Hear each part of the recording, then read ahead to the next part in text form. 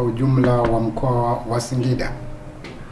Jeshi la polisi mkoa wa Singida linamtafuta mtuhumiwa anayejulikana kwa jina la Kasimu Ali Juma mwenye umri wa miaka 34, mkulima na mkazi wa Kinyankaya, kata ya Unyambwa, wilaya ya Singida na mkoa wa Singida, kwa tuhuma za kupandisha bendera zinazofanana na bendera ya taifa. Ni kwamba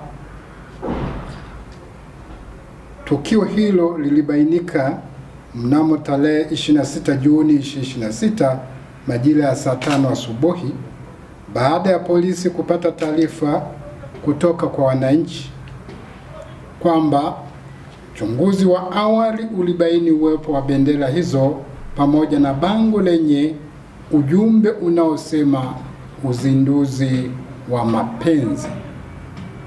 Mtuhumiwa alitoroka baada ya kubaini kuwa alikuwa anafuatiliwa na jeshi la polisi.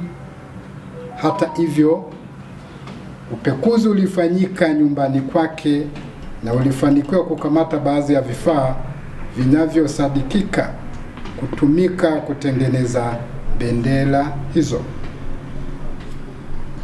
Aidha, jeshi la polisi mkoa wa Singida linaendelea na juhudi za kumtafuta mtuhumiwa huyo na linawaomba wananchi kutoa taarifa zitakazosaidia kupatikana kwake ili hatua dhidi yake za kisheria ziweze kuchukuliwa.